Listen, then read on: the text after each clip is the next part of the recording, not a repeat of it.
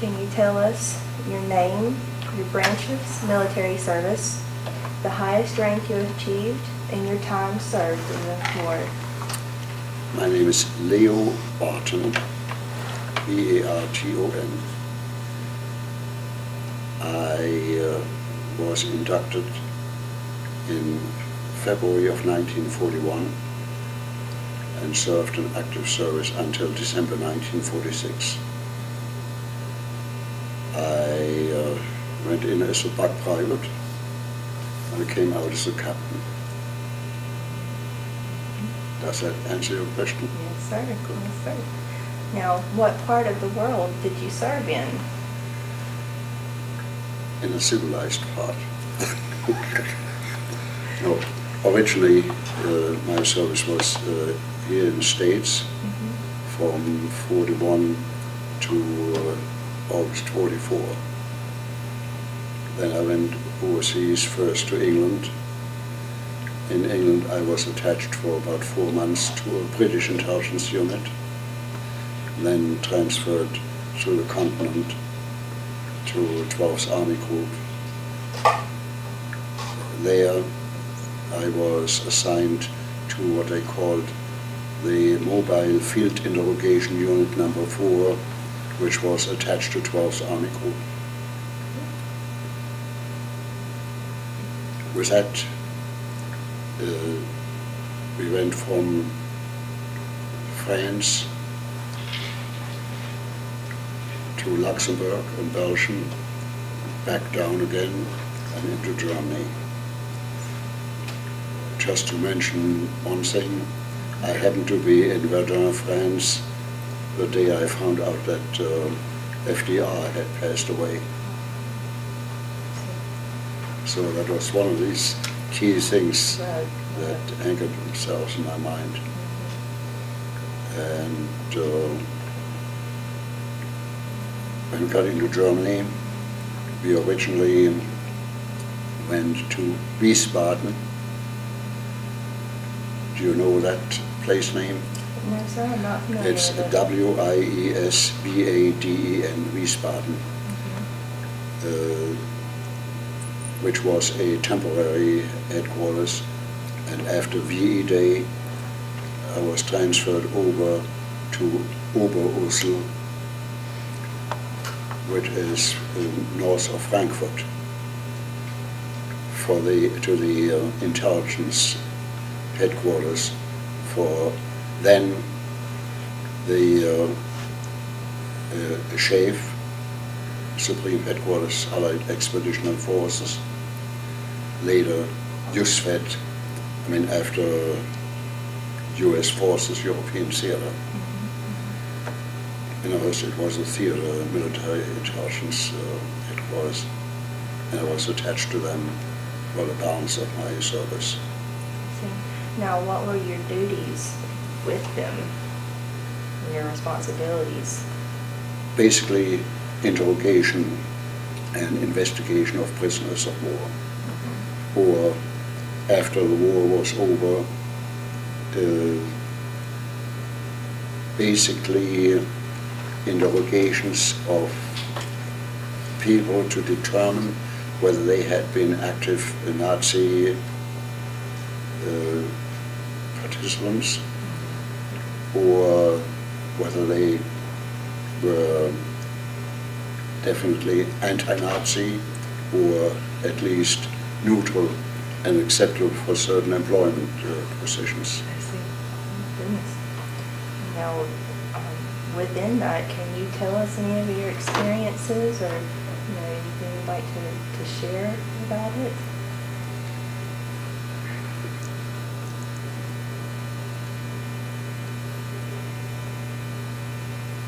Well, that's one of the things that's a little difficult to crystallize what might be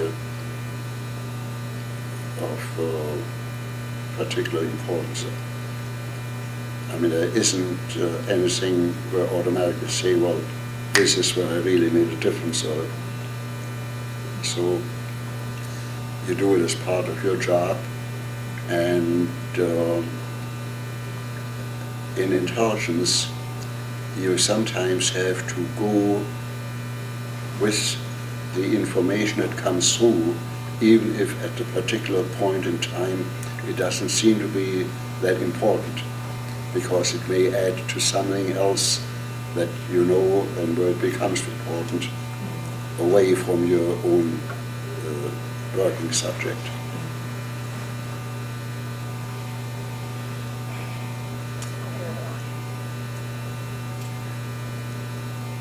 Going back a little bit, how did you feel when you found out about the actions that were happening against the Jewish people and that kind of thing? Well, frankly, naturally you felt bad about it, but it didn't come as a surprise because it had become known to some degree. So it wasn't that you found out something that you didn't already know about. But naturally, when you found out about certain details, it would sort of emphasize the importance of doing away with it. Incidentally, in my work as an interrogator, investigator, I tried to deal with my subjects in a relatively neutral manner. In other words, not necessarily assume that they were Nazis, because in many ways that was important to find out if they were out-and-out Nazis, or whether they had just gone along to, let's say, protect their livelihood, or whether they were actually anti-Nazis. And very often, of course, there you had to go by indirect indications. In other words, if you asked somebody, were you a Nazi, and he told you no, who knows? Had to get some body language going on, that kind of thing. Right. Or some subtle hesitation or Right. whatever. But on the other hand, I remember one particular prisoner, that was while the war still was going on. Somehow, in a preliminary screening, somebody mentioned that this man had been a fairly high-ranking official in the judiciary in Prussia. And that was all I knew about him ahead of time. So when he was brought in to me for interrogation, and that was always a one-on-one type thing, I immediately said to him, there's a chair, bring it up, sit down. Technically, you are a prisoner of war, but I'm going to talk to you as a colleague. You are not a Nazi. He looked at me in surprise and said, that's right, I'm not. But how do you know? Everybody has treated me as if I was one. And so on and so forth. What makes you say that? And I said, I understand that you had such and such rank in the judiciary in Prussia. If you were a Nazi, you would be a major or a colonel in intelligence and not a corporal in infantry. He looked at me, and he immediately made a remark that he respected me for diagnosing that. And I went on to say, of course there are some things that I'm interested in, but you tell me what you think we should know. And he was very informative. So there can be differences. On the other hand, if somebody claimed he was not a Nazi and there were circumstances in his background that indicated otherwise, you could clamp down and more or less destroy that. Well, you just mentioned this gentleman from Prussia and that kind of thing. Did the gentlemen or the people that you interviewed or interrogated, did they come from all over, or did they come up from a particular area, like a particular battle area or something like that? I never thought about it that way. Naturally, especially while the war still was going on, you could assume that they were captured somewhere in that general area. But from the viewpoint of my interrogation, which they called detailed interrogation, it was less important. In other words, if somebody was captured in the front lines, the first interrogation would be right there, with the idea of where is that machine gun firing from, and what are the entrenchments and so on. I mean, things of immediate importance in that particular location. By the time he came to me, that was of no importance whatsoever, because it was past. My interest was maybe about his background, about the governmental structure in a certain field, and so on and so forth. Things which we would want to know in order to put the right personnel under occupation. Well, now, how long did it take for them to get from that first interrogation to you? Did it usually? Frankly, I don't know, because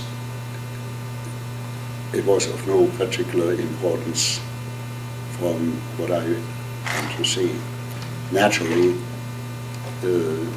sometimes it would come out that somebody came there very fast, but as I said, it was not of importance. Going to a more worldly view, did you and your colleagues know about what was happening in the other war theaters, like in the Pacific Theater or anything like that? Were y'all informed? Not specifically. In other words, let's say you read the newspaper, including the army newspaper, so you knew what the general things were. But let's put it this way, the things which had military importance were, of course, classified. And when something is classified, it really should only go to people that it concerns, who have to know that information. I, as a bystander, I might find it interesting, but it wouldn't make any sense for me to know about it. That's one thing. The other thing is, of course, when something is classified, if you work on a subject, you know specifically what can be of importance. A person not working directly on it may give away some information that seems unimportant, but which is important in a particular context. So it's actually a security matter not to spread around information beyond the necessary point.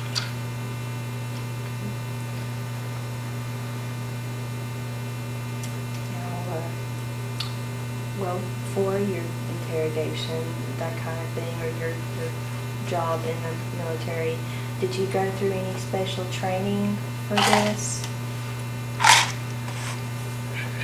Yes, in a sense, yeah. I went in 1943.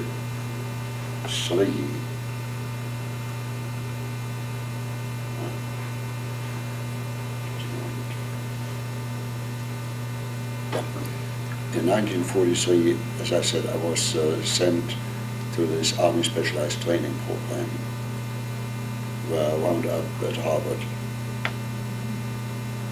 for about three months terms with very brief intervals, so it was about the better part of a year I spent there under Army auspices. It was called the Army Specialized Training Program. And that was a general instruction in things that might come up and be of importance. After that, an interviewing team came to Harvard, and more or less the lowest third of those who finished the entire three-term course wound up probably as translators in units. The intermediate third were earmarked mostly for what after the finish of wartime activities would become military government. The top one-third went into military intelligence. And without unbecoming modesty, I went that one. Well, that's just fine.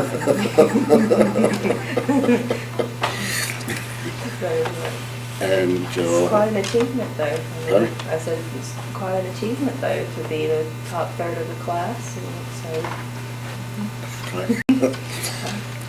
And actually, that's when I was sent to what then was called Cambridge in Ireland, which was the Intelligence Training Center.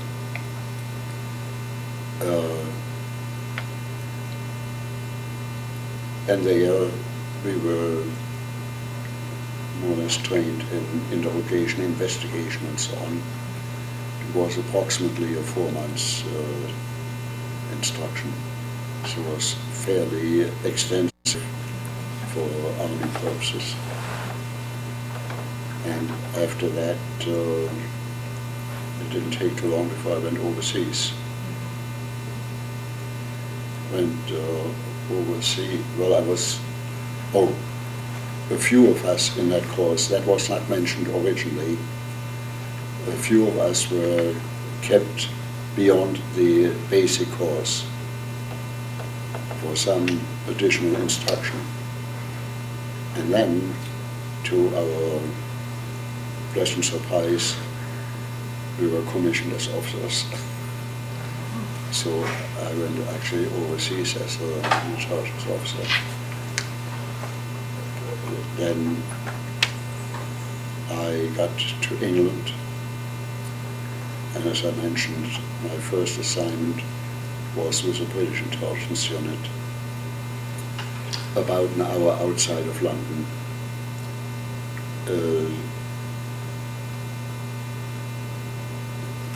Where the instruction was basically on what they called detailed interrogation about specific subjects.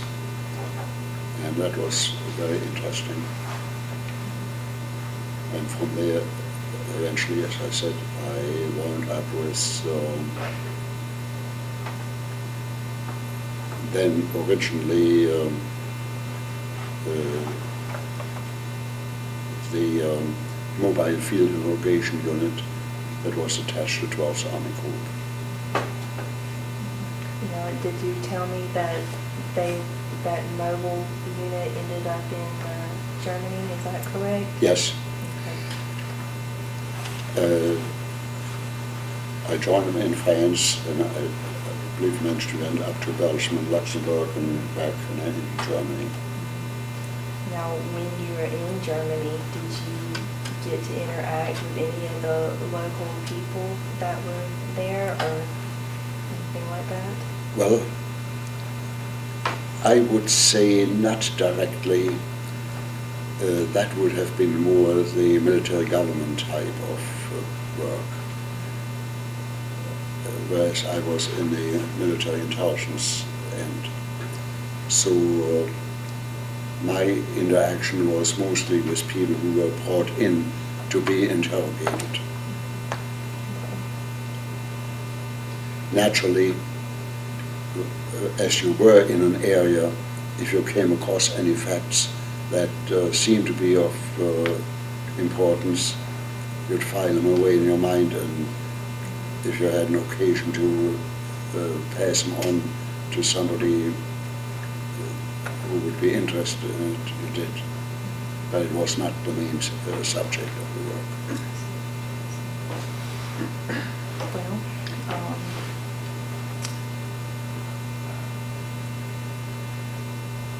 I guess one of our final questions would be, what was it like for you being Jewish in the military, and what was your, how did you live, I guess, live your life, that kind of, on that side of things? You mean being Jewish? Mm-hmm. Well, I'm very happy to say that with one very minor exception, I did not particularly run into anything anti-Semitic. A very minor exception was in my original outfit, the platoon sergeant, not of my platoon, but of the neighboring platoon, sort of had an anti-Semitic tendency. And since I was not under him, it didn't actually affect me most of the time. But in 1941, during the high holidays, I and another fellow, Jewish fellow in my outfit, we were given a couple of days off. And during that time, that particular sergeant called for an inspection of quarters, which was something that normally would be done towards the end of the week. Well, this happened to be during midweek. When I came back from my leave in the airport, we found ourselves put on KP, kitchen police, Oh, no. because our bunks and effects were not made up for inspection. The other fellow was thinking of complaining about it, and I said to him, no, you may win the battle and lose the war. That's what that bastard wants you to do. And that was one of the very minor thing. And other than that, even that fellow didn't do anything to me personally. But other than that, I found nothing where I would have suspected I was disadvantaged because of being Jewish. Was there anything that you'd like to share with us, or? Well, I have one other thing. Mm-hmm. In 1946, when I was already potentially eligible to come back from Europe to a discharge, my commanding officer called me in one day. I was a first lieutenant at the time, and said, have you ever been to Greece? And I told him no. He said, we have a request to send some personnel for a special assignment. He didn't know any detail, and I said, well, I would be interested in finding out what it is, and so on and so forth. He said, well, once I give you a name, if they want you, they want you. I said, I'll take the chance. Mm-hmm. Anyway, I was stationed in Germany I was sent to Rome by army plane. From Rome, our American embassy plane flew me in a couple of hours to Athens. And then in Athens, the British plane, the British had some troops in Greece at the time, flew us to Saloniki in the north of Greece.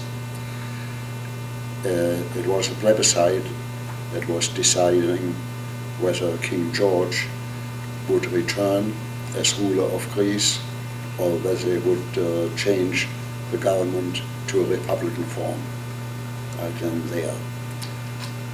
And it was very interesting. They had 3 ballots. One said Georgios Vasilevs, King George.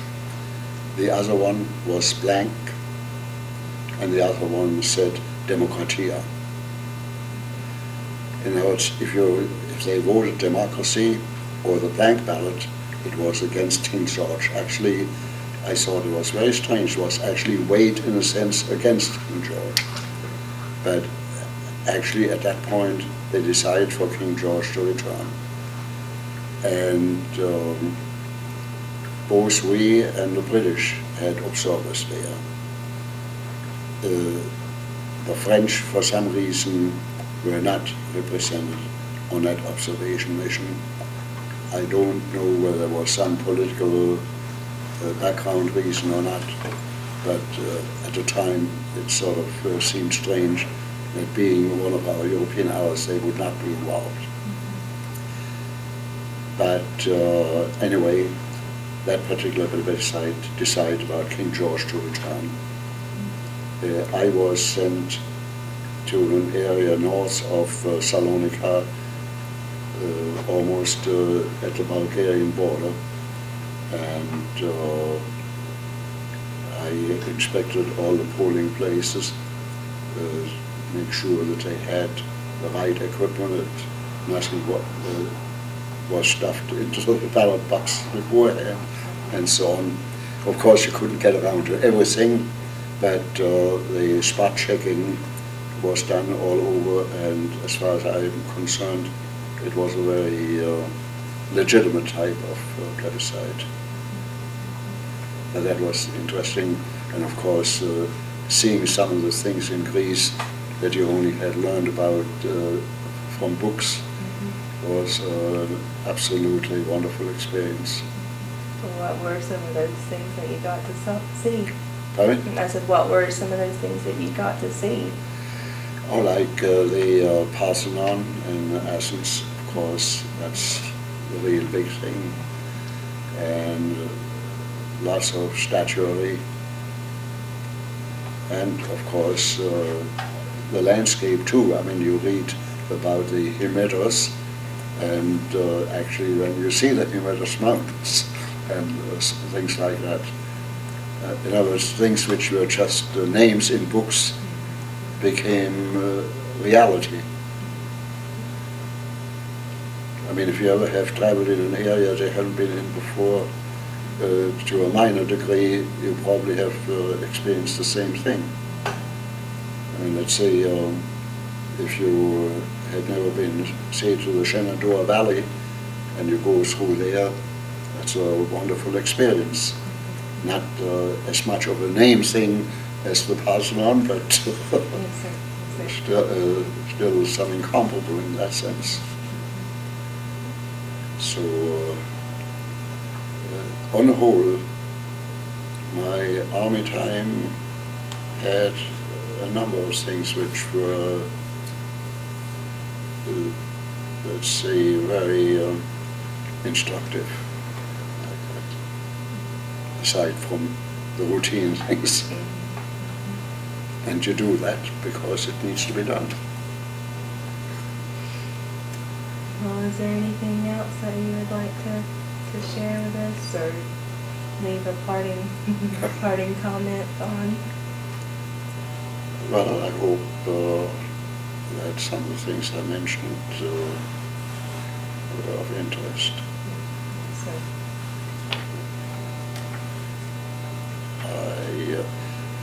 What is the complete